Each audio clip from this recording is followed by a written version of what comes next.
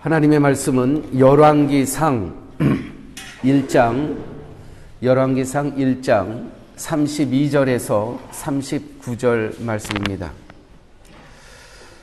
열왕기상 32절에서 39절 말씀입니다.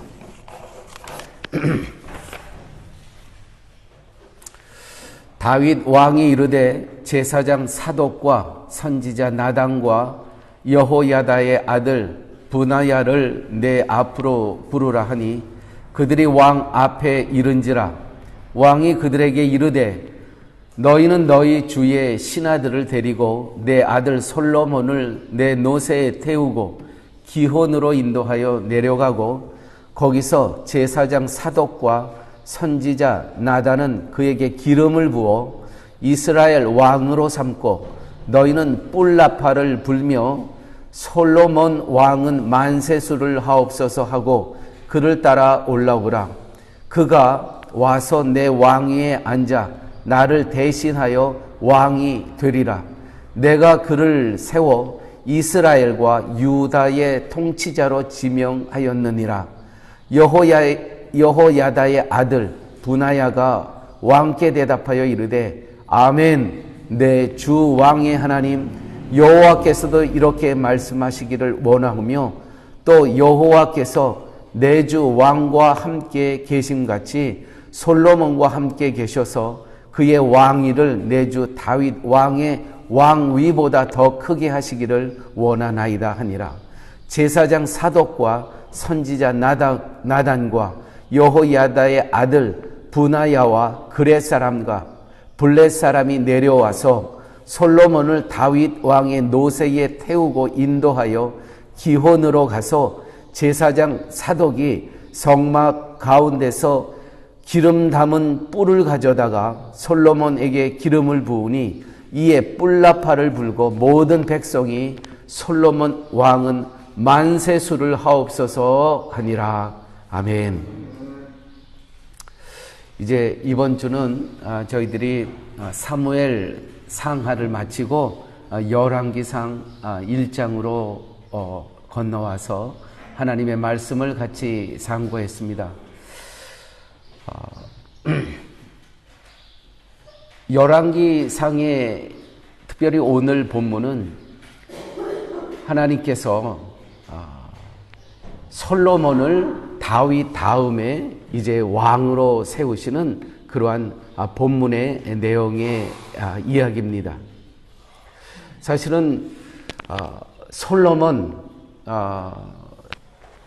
말고도 누가 있었냐 하면 아도니아라는 그러한 정말 불세출의 다윗의 아들이에요.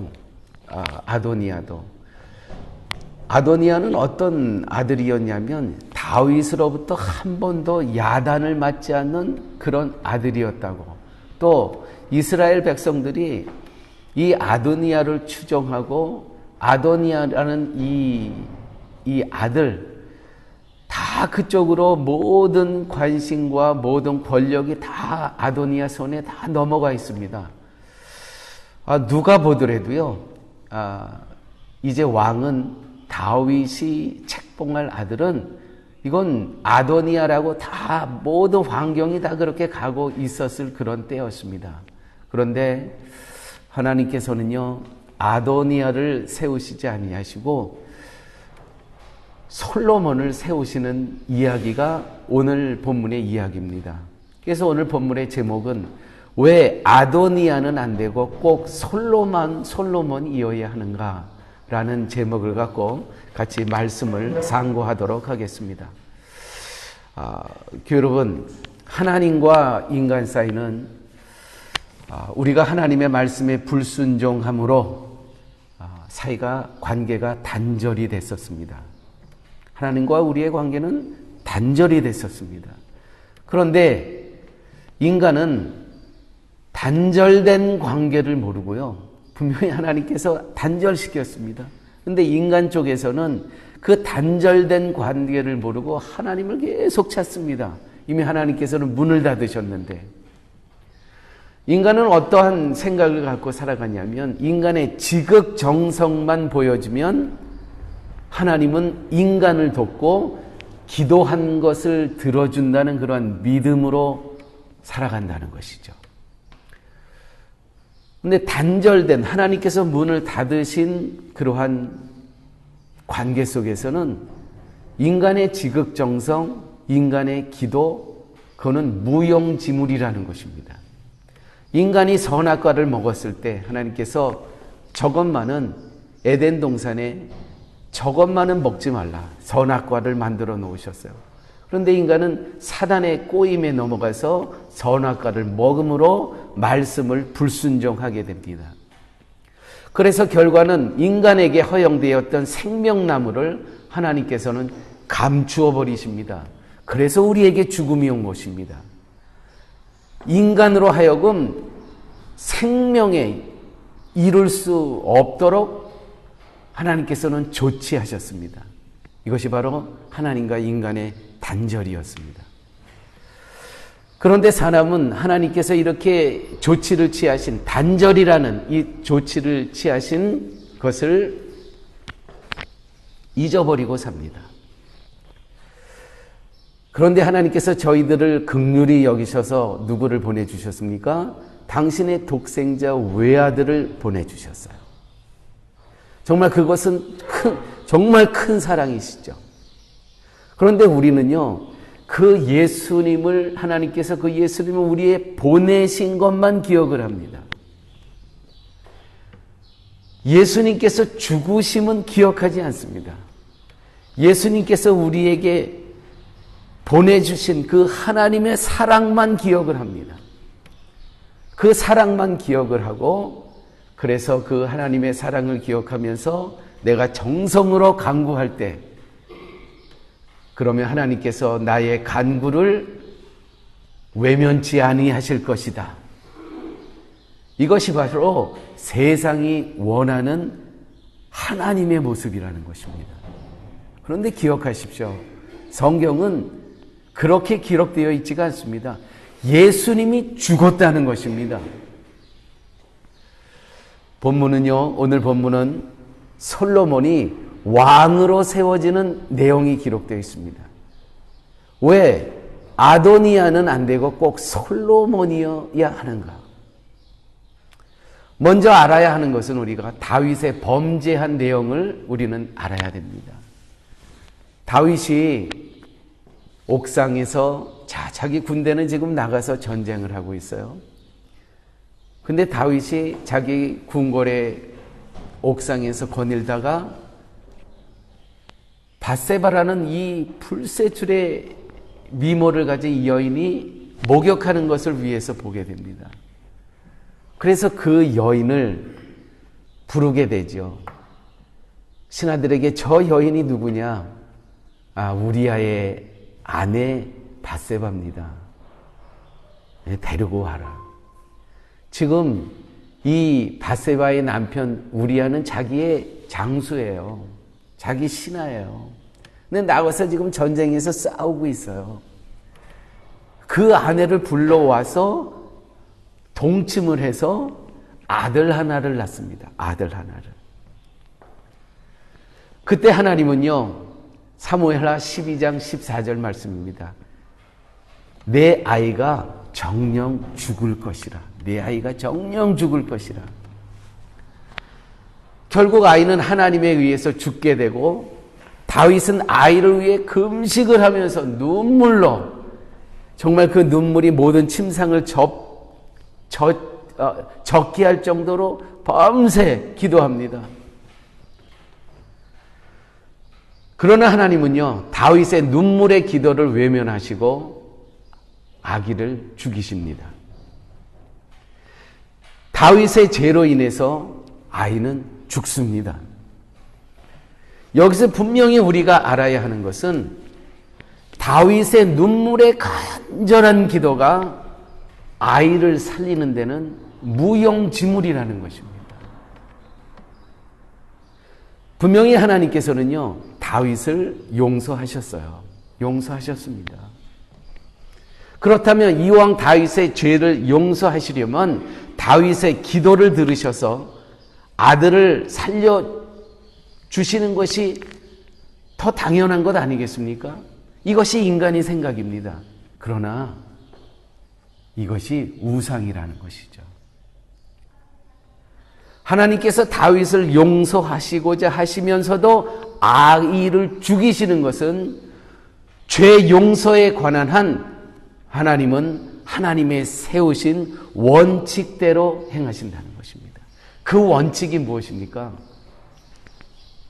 우리는 다 죄악 가운데 태어났습니다. 하나님의 원칙은 무엇이냐면 죄악 가운데 태어난 우리 누군가가 죽어야 된다는 것입니다. 그 원칙. 그래서 예수 그리스도가 이 땅에 오셨고 당신의 독생자 외아들을 십자가에 달려 죽게 하셨다는 것이죠. 우리를 용서하십니다. 하나님께서 우리를 사랑하십니다. 그런데 하나님의 제외, 하나님의 원칙은 무엇이냐면 원칙대로 행하시는 하나님은 반드시 그 값을 치르신다는 것입니다. 그 값을 치르고 오늘 우리가 여기 있는 것이라는 것이죠.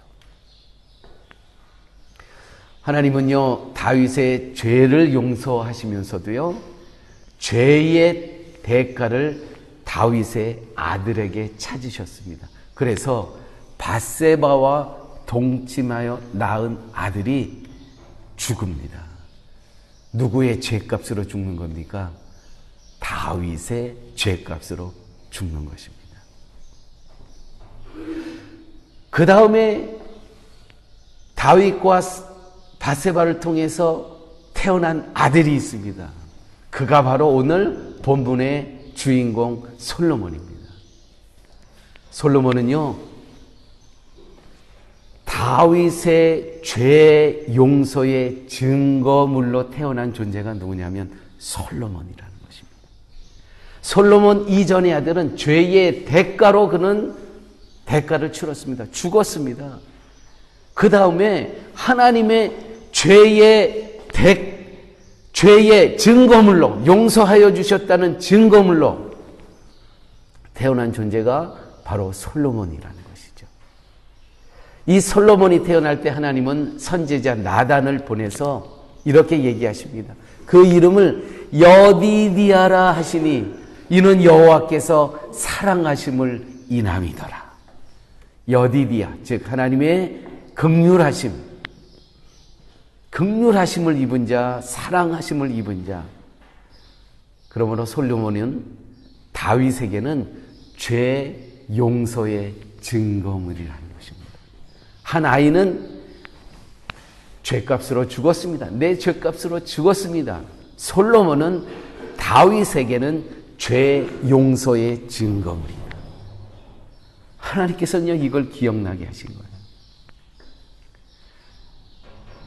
그래서 하나님께서는요, 다른 사람은 안 되는 것입니다. 솔로몬이 해야 하는 것입니다. 다윗은 솔로몬을 보면서 내 죄의 용서의 증거물로 알았다는 것이요.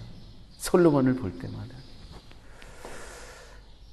만약 하나님께서 아이를 죽지 않게 하시고 그 아이로 하여금 다윗에게 후계자가 되게 하셨다면, 그러니까 솔로몬의 형이죠. 솔로몬의 형을 죽지 않게 하고 다윗의 후계자로 되게 하셨다면 어떻게 되었을까요? 그것은 하나님의 죄의 용서의 원칙이 모두 무너져버린 결과를 낳게 한다는 것입니다.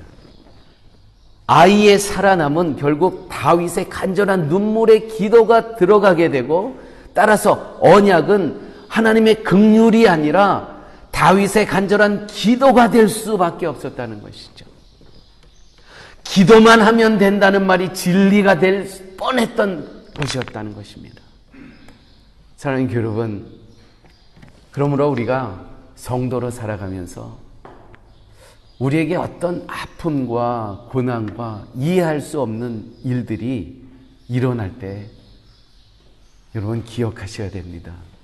하나님은 지금 이 사건 속에서 나에게 무엇을 묻고 계시는가? 내가 기억해야 될 것은 무엇인가? 혹시 나의 삶 가운데 이 다윗과 밧세바의 첫 아들처럼 하나님께서 죄의 대가를 묻고 계시는 것은 아닌가. 우리 편에서는 그렇게 생각하셔야 된다는 것이죠. 그런데 하나님께서는 우리를 사랑하셔서 예수 그리스도를 물론 보내주셨어요. 너무나 감사한 것이죠. 그러나 우리가 이 상황 가운데, 이렇게 어려운 상황 가운데 우리가 기억해야 될 것은 하나님께서 이 상황 가운데 나에게 어떤 것을 기억나게 하여 주시는지, 그것은 우리 편에서 그렇게 해야 된다는 것입니다. 이번 주부터 저희들이 수요일에 말씀 묵상이라는 시간을 시작을 했습니다.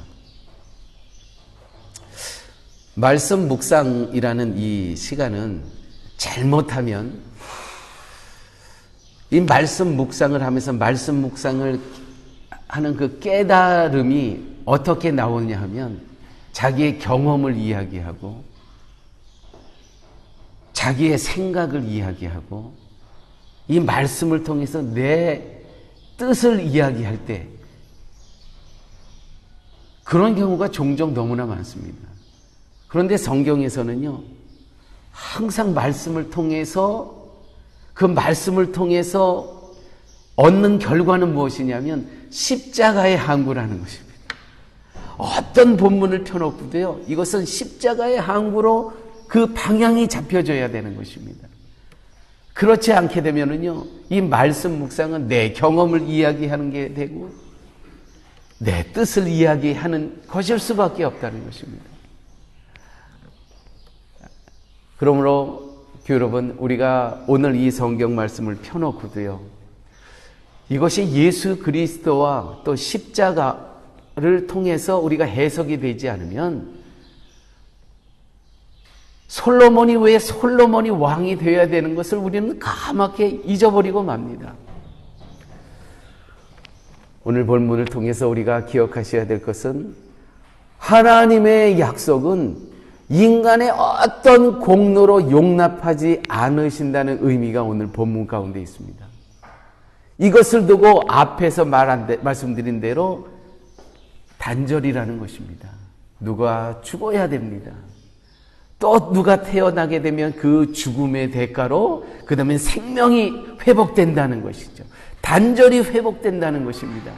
사랑하는 교회 여러분, 우리의 삶 가운데 예수 그리스도께서는요, 하나님과 우리의 막혀졌던, 무너졌던, 깨어졌던 관계를 예수 그리스도께서 회복시켜 주셨다는 것이죠.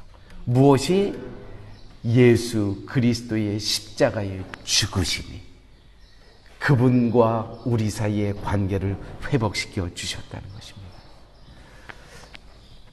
인간의 무엇을 가지고도요, 하나님의 마음을 움직일 수 없는 단절된 관계예요. 무엇으로도 그것을 회복할 수 있는 길이 없습니다. 오직 예수 그리스도의 십자가의 죽으심, 그것만이 하나님과 우리를 회복시킬 수 있는 길이라는 것이죠. 그래서 다윗과 밧세바의 첫 아들은 그렇게 다윗이 기도하고 간구하고 그 베개가 눈물에 젖을 때까지 그렇게 기도했음에도 불구하고 하나님께서는 죄의 용서의 원칙을 흐트러뜨리지 않으셨다는 것입니다. 당신의 아들을 보내시고 죽게까지 하시면서 어떻게 해요? 솔로몬을 태어나게 한다는 것이죠. 누구예요? 우리예요. 바로 나라는 것입니다. 여디디야, 내가 사랑하는 자로다. 누구의 대가를 통해서? 당신의 아들 독생자 예수 그리스도의 죽음의 대가를 통해서 하나님께서는 오늘 우리를 누구처럼 여기십니까? 솔로몬처럼 여기신다는 거예요. 그 뜻은 무엇입니까? 여디디야, 내가 사랑하는 자로다. 우리는 그런 존재라는 것입니다. 이 관계를 이해하지 못한다면 그 사람은 예수 그리스도가 누구인지를 모른다면 이 하나님과 나의 관계, 회복된 관계를 이해할 수가 없는 것입니다. 세상 사람들은요, 우리랑 똑같이 하루를 살아가지만 그들은 다 자기 욕망, 자기 욕심, 자기 뜻, 자기 욕망, 고집대로 살아갑니다. 그러나 우리는 내가 죽을 수밖에 없는 첫 아들이었는데 예수 그리스도께서, 하나님께서 그를 죽음의 용서의 대가로 삼으시고 오늘 나를 솔로몬으로 내 사랑하는 자다 라고 저희들을 인정하시며 오늘을 살게 하신다는 것이죠. 할렐루야. 그래서 성도는요, 구원받기 위해서 존재하는 것이 아니라 우리를 구원한 것은 하나님의 약속이라는 것을 증거하기 위해서 오늘 살아감을 믿으시기 바랍니다. 할렐루야. 다시 말씀드려서 하나님께서는 우리를 구원하시기 위해서 일하시는 것이 아니라 우리의 구원을 통해서 하나님의 약속을 세상에 증거하시고자 오늘 우리를 하나님의 자녀로 세워주셨다는 것이죠. 와, 정말 우리 피차 옆에 계신 한 분 한 분은 하나님의 약속이에요. 그 약속의 증거물이 바로 옆에 계신 분이에요. 그러므로 우리가 오늘 하루도 이 땅에서 살아가면서 나는 하나님의 약속의 증거물이다. 여러분, 이 존재의식이 우리에게 충만해야 돼요. 이것을 모르고 살아가는 사람과 이 존재의식을 갖고 살아가는 사람, 나는 약속의 증거물이다. 오늘 증거를 해요. 오늘 내가 테스티모니얼이에요. 할렐루야. 때문에 성도는요, 하나님의 약속으로 오신 주님이 하신 일에 대한 증인이라는 역할로 오늘을 존재하고 있다는 거 늘 기억하시기 바랍니다. 왜 아도니아는 안 되고 솔로몬이어만 하는가? 그렇습니다. 누구도 안 됩니다. 그 사람이 인격이 훌륭하고, 그 사람이 고상하고, 그 사람이 외모가 충출하고, 그 사람이 사람들로부터 추앙을 받고, 그래서 이스라엘의 왕이 되어야 돼. 아닙니다. 아닙니다. 솔로몬이야만 되는 것입니다. 솔로몬은 용서의 증거물이었다는 것이죠. 다윗과 밧세바의 첫째 아들은 대가를 치르줬고 둘째 아들 용서의 증거물이 왕이 되어야 되겠다는 것이죠. 이게 하나님의 계획이셨습니다. 뜻이셨습니다. 그러므로 사랑하는 여러분, 우리가 신앙생활하면서 아도니아가 된다고 여러분 고집 피우지 마세요. 내 생각입니다. 이거는 모든 사람이 다 추앙하고 존경하고 정말 이 사람 인격이, 인성이, 인품이 훌륭한데 아도니아가 왕이 돼야지. 그 인간의 생각입니다. 하나님의 생각은 그렇지 않습니다. 하나님의 계획은 아도니아에게는 눈꼽만치도 왕이 될 계획이 없으십니다. 솔로몬이어야 됩니다. 왜요? 약속의 증거물이기 때문에, 용서의 증거물이기 때문에 그렇습니다. 그러므로 우리가 신앙생활을 하면서 내 뜻과 내가 살아온 경험에 맞지 않을 때 우리는 내려놔야 됩니다. 예, 맞습니다. 솔로몬이어야 됩니다.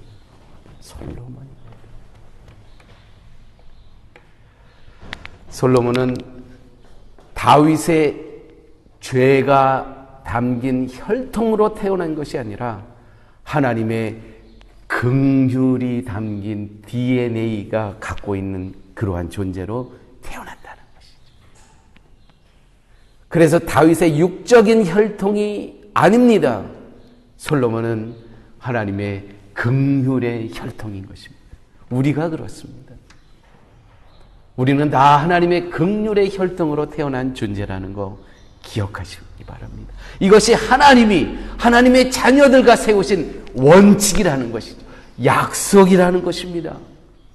인간의 공로는 절대로 개입할 수 없으며 하나님의 긍휼이라는 약속을 지키심으로 하나님께서는 오늘도 일하고 계신다는 것이죠. 하나님이 아도니아가 아닌 솔로몬을 왕으로 택하여 세우신 일에는 하나님의 약속에 담긴 긍휼이 있다는 거죠.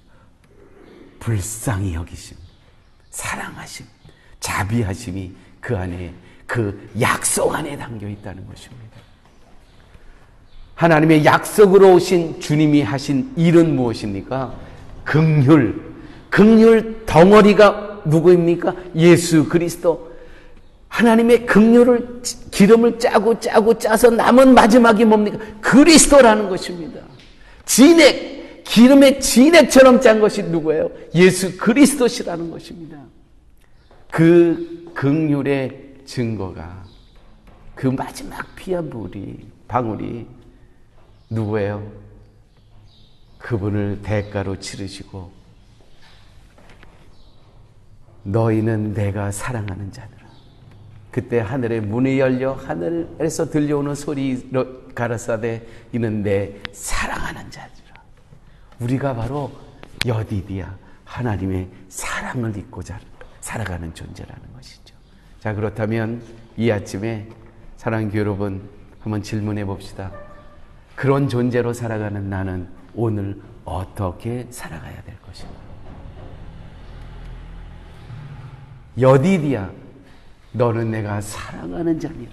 당신의 아들의 죽음, 나의 죄의 대가를 아들로 십자가에 죽기까지 하시면서 우리를 살리신 그 하나님의 사랑 자체로 살아가는 우리는 그렇다면 오늘 어떻게 살아갈까?